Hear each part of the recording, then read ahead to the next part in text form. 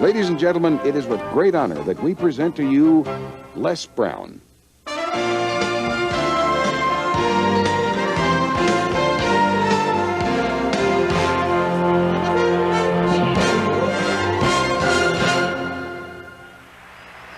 What I'd like for you to do right now, I want you to think about your dream, because I'm in a room full of dreamers. Think about your dream right now. I want you to think about it and envision it. Now, ladies and gentlemen, let me share something with you. I do not believe that any of us have dreams that were not given to us for the purpose of accomplishing those particular dreams. And I want to share something with you that has changed my life. I started out, as was indicated by Jack. It's very humble beginnings. I don't know what that dream is that you have. I don't care how far-fetched it might appear to be. I don't care how disappointing it might have been as you've been working toward that dream. But here's what I know, that dream that you're holding in your mind, that it's possible. Let's say that together, please. Say, it's possible. See, sometimes we can't say, I can do that. But what we can say, that it's possible that I can have my dream as we run toward it, as we work on it day in and day out. No one, ladies and gentlemen, could have convinced me when I started out just over 6 years ago, working on my dream. And I want you to think about whatever your dream is, because I was willing to take a chance. And most people won't do that. Most of the people that you talk to try and bring them into the business, these are not risk takers. Most people have done all that they're ever going to do. They raise a family, they earn a living, and then they die. But people who are running toward their dreams, life has a special kind of meaning.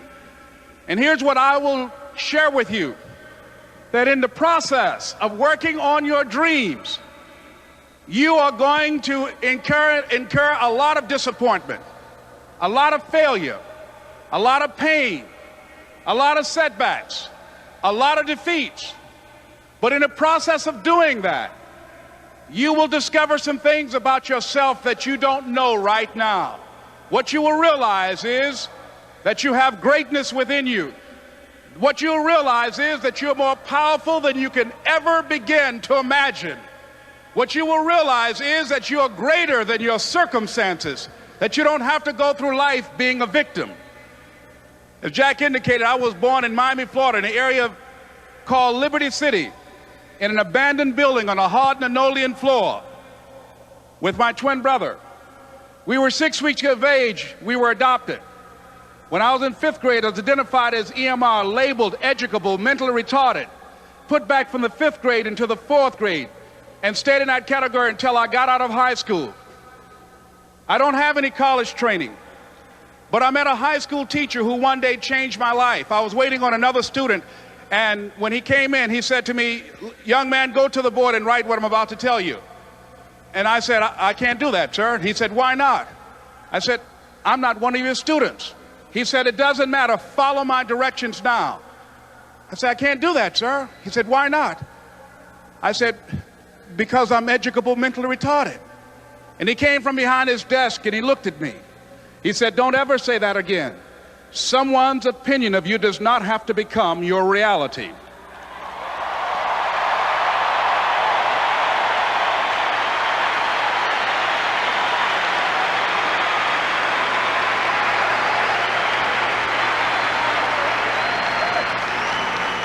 And that man, Mr. Leroy Washington, did something for me. He started planting seeds in my mind that enabled me to begin to dream, as Dexter has been doing for you. And ladies and gentlemen, I started working on my dream. And most people don't work on their dreams. Why?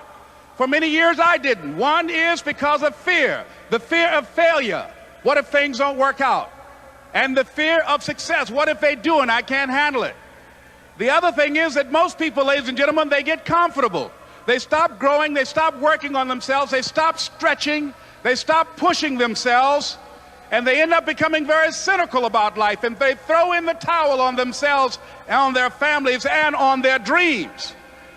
And the other thing is that most people don't feel worthy. What I'm doing now, I could have been doing years ago.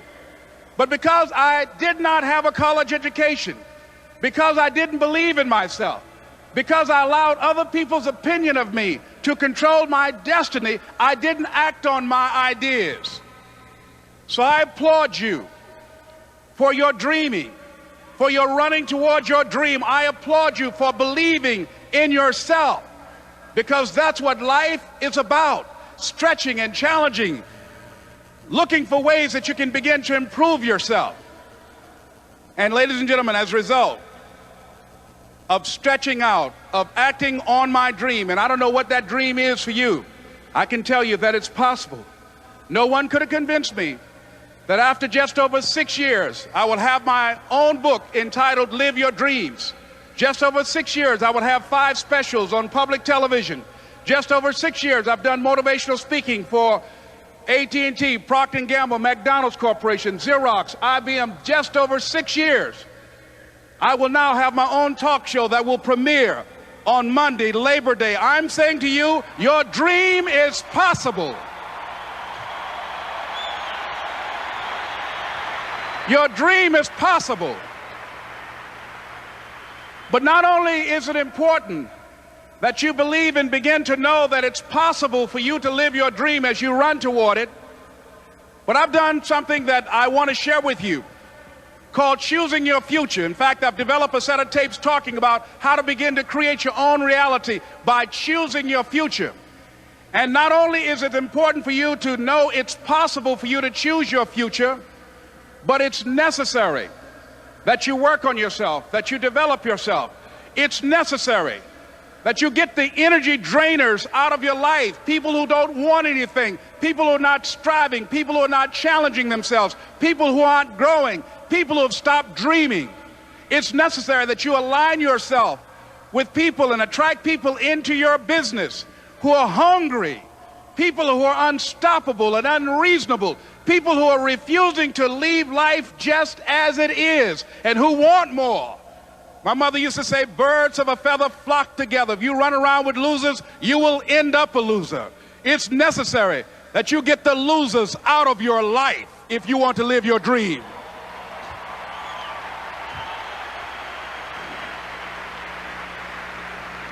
It's necessary to know that everybody won't see it, that everybody won't join you, that everybody won't have the vision. It's necessary to know that a lot of people like to complain, but they don't want to do anything about their situation, that you are an uncommon breed. You know, you have to know within yourself that I can do this. Even if no one else sees it for me, I must see it for myself. That's necessary. It's also, ladies and gentlemen, necessary that you be creative when you're working on your ideas, that you understand the importance of changing up, of readjusting your strategies. Many times we can have a great idea, but if you're not advancing it in the right way and things don't happen, you become discouraged and think the idea doesn't work. No, that's not true. It's necessary that we become creative. I remember when I was in New York walking down the street, and a guy approached me and said, "Hey, mister, can I shine your shoes?" And I said, "No, I'm in a hurry. I don't have time."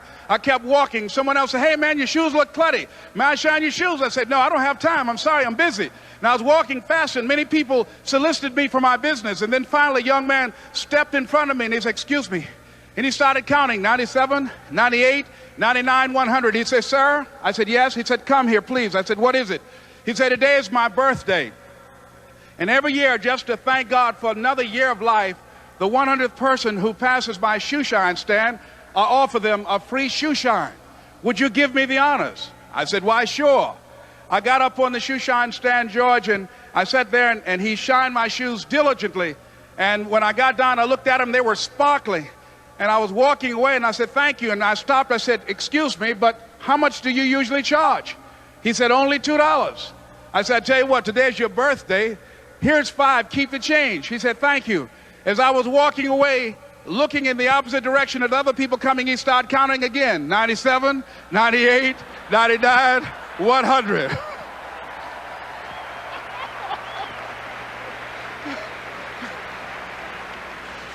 It's necessary that you be flexible, that you are always thinking of how can I improve this better. This is a customer-driven economy. It's necessary for you to always explore various ways in which you can improve the quality of service that you're providing for the people in your organization.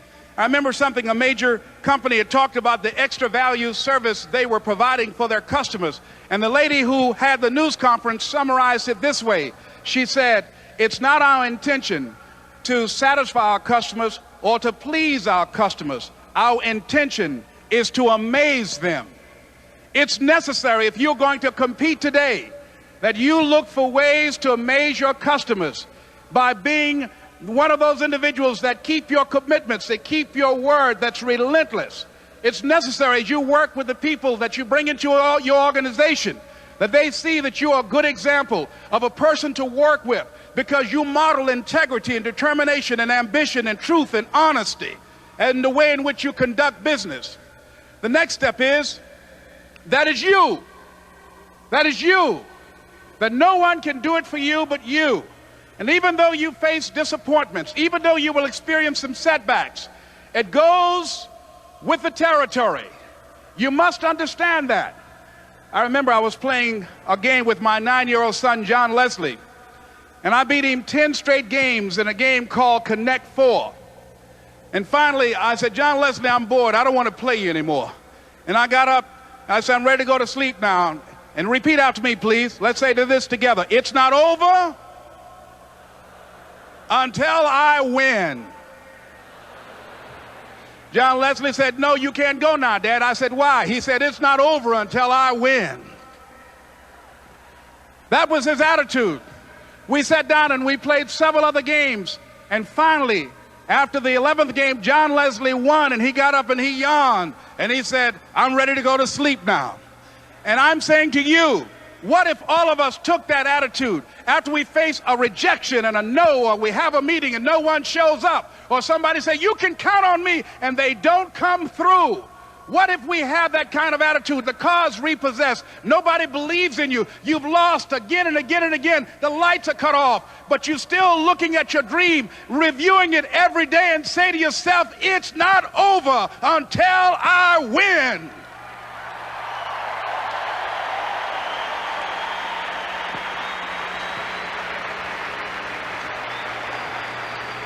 Life will yield to you. Now here's the next step. Repeat after me, please. It's possible. I can live my dream. It's necessary. I work on myself. Surround myself with winners. Become creative. It's me. I've got to make it happen. It's not over until I win.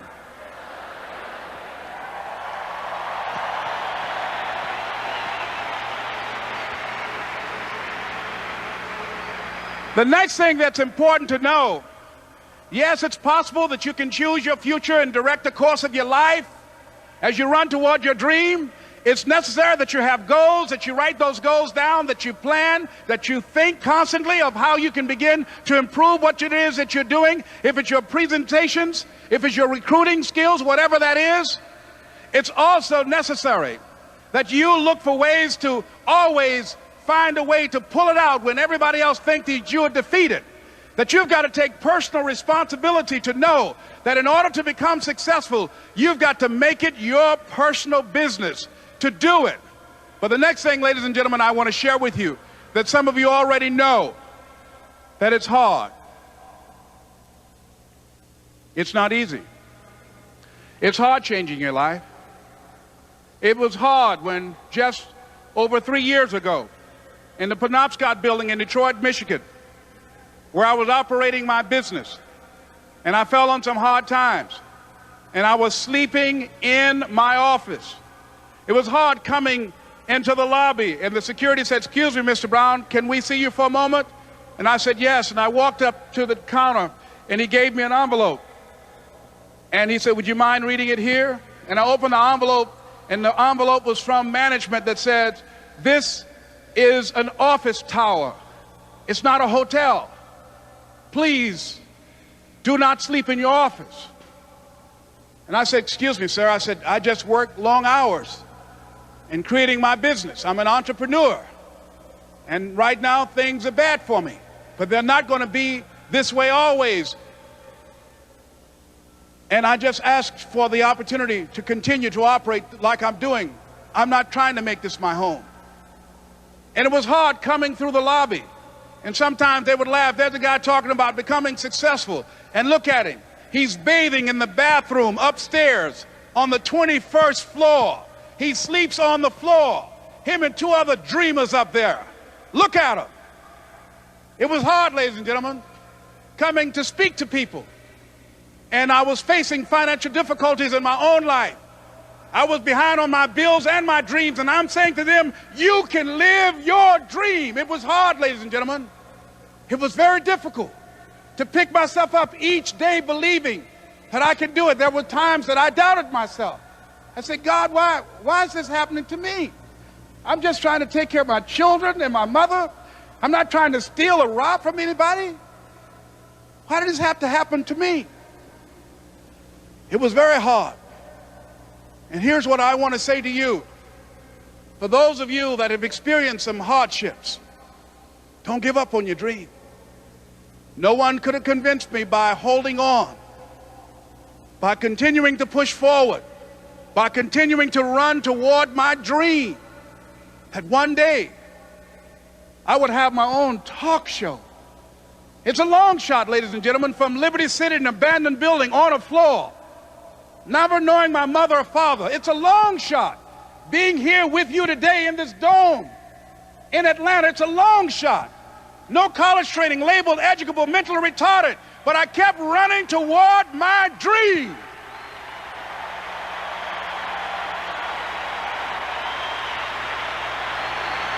Don't stop.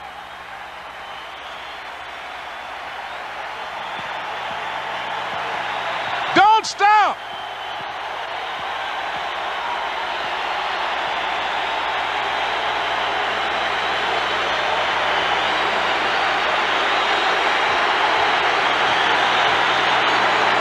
Don't stop running toward your dream.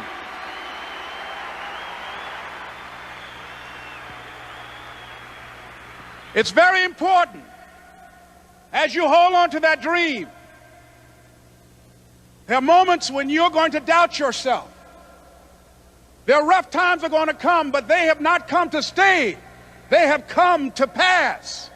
It's very important for you to know that. Don't say I'm having a bad day. Say I'm having a character building day.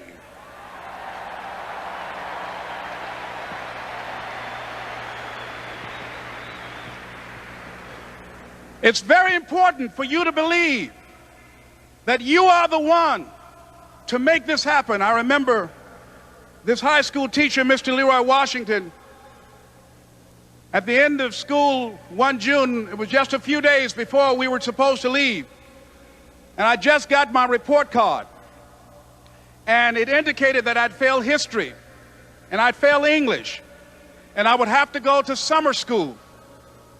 And I was feeling within myself that I was a failure, that I'm slower than most people in getting paperwork, and I was feeling down on myself and very negative. And Mr. Washington was giving a speech to the graduating seniors, and I was in 11th grade. And even though I wasn't supposed to be in there, I went in there because the speech he was giving, that speech was for me. And as he talked, my heart began to beat fast. Tears began to run down my eyes, and I was in the back just listening to him because he said, and he was a very dramatic man. I still talk to him to this day. He said, as graduating seniors of Booker T. Washington High School, I want you to know that you're blessed and highly favored, and that as you go toward the future, begin to know that you have greatness within you. And if just one of you here begin to envision yourselves as being blessed and highly favored to reach your goals, if just one of you capture the essence of what that means, that you have greatness within you and a responsibility to manifest that greatness, that you can make your parents proud, you can make your school proud, you can touch millions of people's lives, and the world will never be the same again because you came this way. And the students gave him a rousing standing ovation. And as he left the auditorium, I ran down the steps and I caught him in the parking lot. I said, "Mr. Washington?" He said, "Yes." I said, "Do you remember me, sir?" He said, "No." I said, "My name is Leslie Brown. My mother, she works in the cafeteria here. I'm one of the twins, Leslie and Wesley." I said, "Mr. Washington, but you know, I got these big dreams. I like talking to people. I love people." I said, I want to work with people, and I got this dream of buying my mama a home. Could I do that, Mr. Washington?" He said, "It's possible, Mr. Brown." And as he walked away, I called him again. I said, "Mr. Washington?" He said, "What do you want now?" I said, "I'm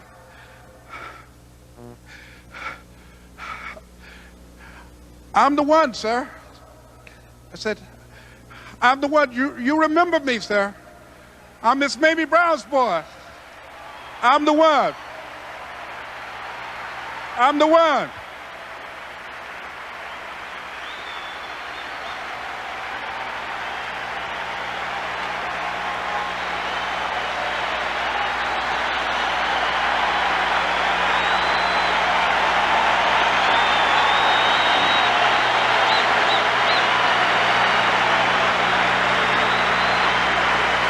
And you must feel that's why you're here, because you are the one. And I remember when PBS first played one of my specials called "You Deserve" one Sunday afternoon in Miami, Florida. I had some friends call him to tell him to tune in. And he watched the program. He called me in Detroit, and I answered the phone. I said, "Hello." He said, "May I speak to Les Brown, please?" I said, "Who's calling?" He said, "You know who this is." I said, "Oh, Mr. Washington, it's you." He said, "You were the one, weren't you?" I said, "Yes, sir." He said, "And you were so crazy." I said, "I know, but I'm rich now."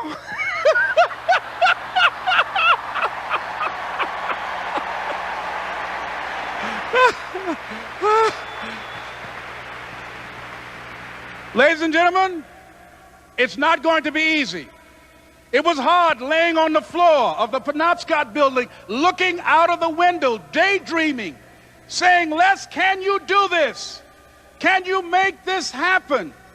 I used to listen to tapes day in and day out about "See You at the Top," my great friend Zig and Dennis Waitley and different other motivational speakers, and Dr. Norman Vincent Peale and Dexter saying, "Don't let nobody steal your dream." I used to ask myself, can I do this? And something said within me, "You're the one. You're the one." And let me tell you something, ladies and gentlemen. While you're here, and before you go back home to your respective cities and communities, write down at least 5 reasons on why you deserve your dream, on why you won't give up, what's going to make you unstoppable, why you must be unreasonable, because logical, practical thinking says you can't do it today. But if you want to produce unreasonable results in your life, like living your dream and taking charge of your destiny, you've got to be an unreasonable person. You've got to be an uncommon person. So write down the reasons of why you're here. My first major goal was to buy my mother a home. And let me tell you something, ladies and gentlemen. What will reasons do, Les? Nietzsche said, if you know the why for doing, you can endure almost anyhow. What do you mean by that? If you know why you're doing something, when the hard times come, and they're going to come, when the disappointments and the rejections come, and they're going to come by the truckloads, your reasons will be your rod and staff to comfort you, to pick you up. Once again, I got a saying on one of my tapes: if life knocks you down, try and land on your back, because if you can look up, you can get up. Let your reasons get you back up.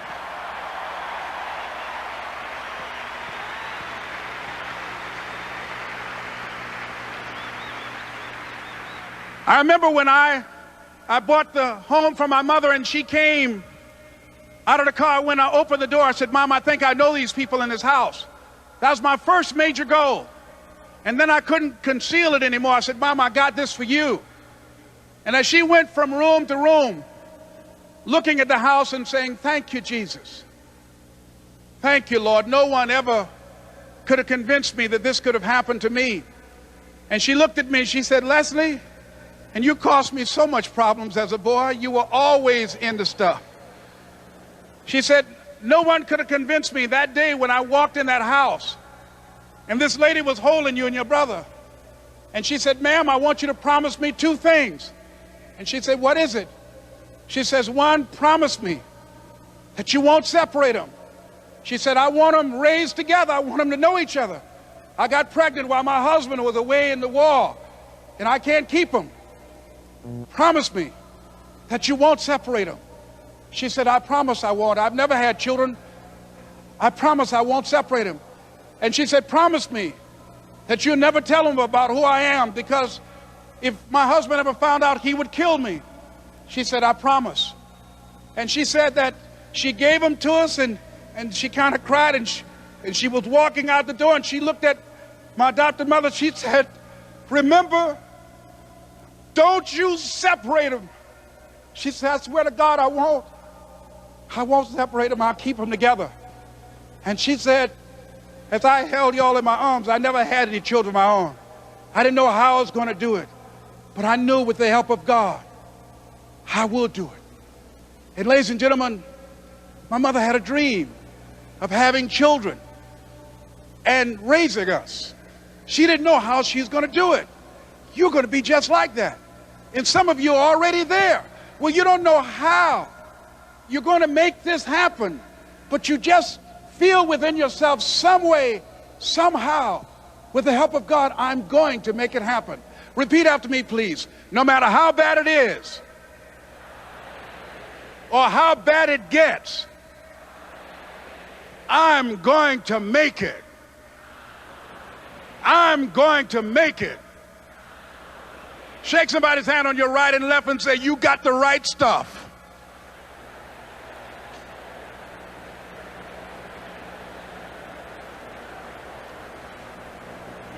So yes, it's possible for you to live your dream. It's necessary that you associate with winners, that you work your system, that you are relentless, that you never give up. It's you. You've got to take personal responsibility. You've got to make it your personal business to make it happen. And you've got to resolve within yourself that I can do this, that it's hard, but you've got to say, I'm the one. I'm the one to make this happen. I'm the one to become successful in this business. As you work to help other people to become successful, that feeds your success. But you know it's going to be hard, but find out what will make it worth it for you. I told Mr. Washington I wanted to become a disc jockey. Someone asked me to tell this story.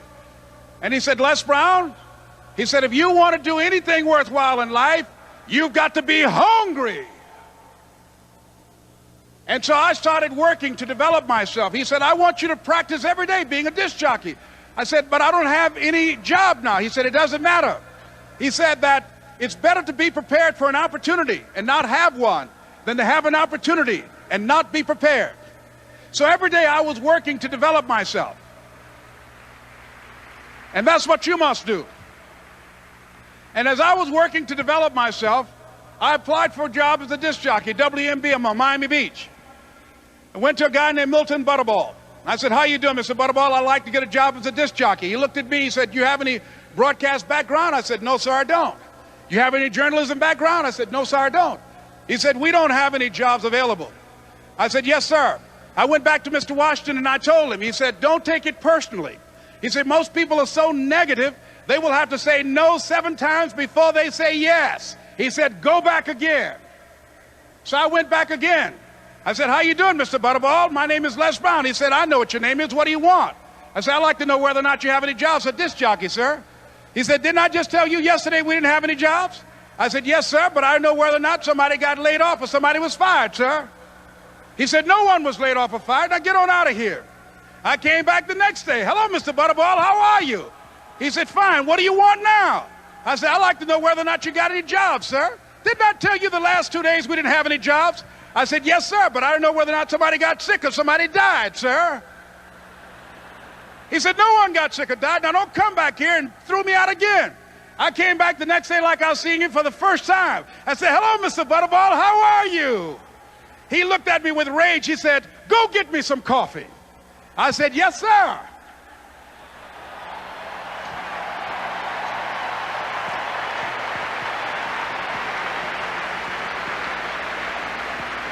And I went to get him some coffee. After a while, I would get their lunch and dinner, and I would go in the control rooms and take the disc jockeys their food, and I would not leave until they would ask me to leave. Then they started trusting me to pick up entertainers that came to town. Entertainers like the Four Tops and the Temptations and Diana Ross and the Supremes. I would drive them all over Miami Beach in the disc jockeys' big long Cadillacs. I didn't have any driver's license, but I was driving like I had some.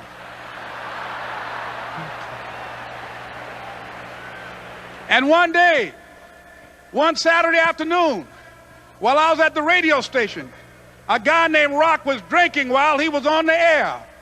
I was the only one there, looking at him through the control room windows, walking back and forth, young, ready, and hungry. I was saying, drink, Rock, drink. Drink, Rock. I'd have gone to get him some more if he'd asked me to. Pretty soon the phone rang, and it was the general manager. And I answered the phone. I said, hello? He said, Les, this is Mr. Klein. I said, I know. He said, Rock can't finish his program. I said, I know. He said, would you call one of the other DJs in? I said, yes, sir. I hung the phone up. I said, now he must think I'm crazy. I called my mom and my girlfriend, Cassandra. I said, y'all turn up the radio and come out on the front porch. I'm about to come on the air.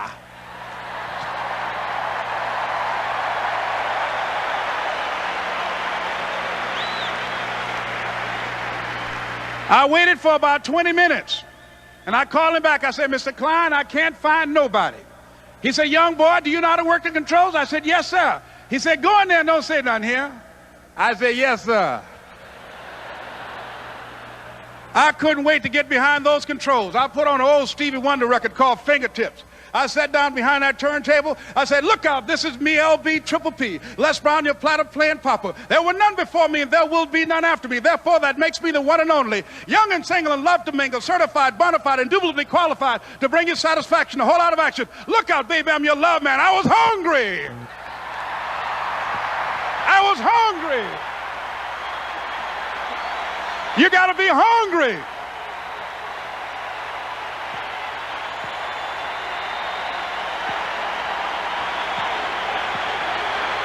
You got to be hungry.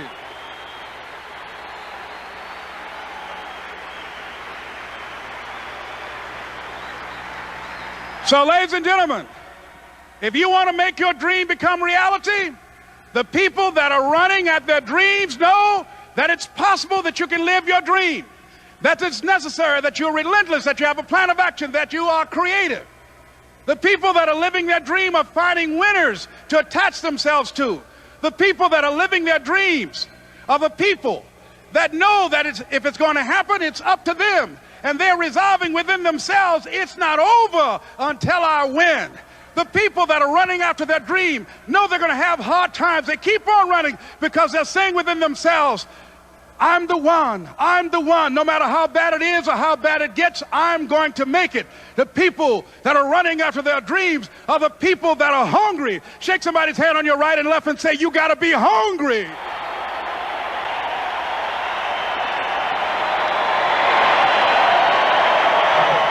And as you run toward your dream, I want to dedicate this to you that I love very much. I want to thank Dexter and all of you. It's something that I'm known by. It's on our tapes called Choosing Your Future, and it says simply this, that if you want a thing bad enough to go out and fight for it, to work day and night for it, to give up your time, your peace, and your sleep for it, if all that you dream and scheme is about it, and life seems useless and worthless without it, And if you gladly sweat for it and fret for it and plan for it and lose all your terror of the opposition for it, and if you simply go after that thing that you want with all of your capacity, strength and sagacity, faith, hope and confidence, and stern pertinacity, if neither cold poverty, famish or gulf, sickness or pain or body and brain can keep you away from the thing that you want, if dogged and grim you besiege and beset it, with the help of God you'll get it. This is Mrs. Mamie Brown's baby boy, Leslie Calvin Brown, saying it's been a plumb pleasing pleasure as well as a privilege. Thank you.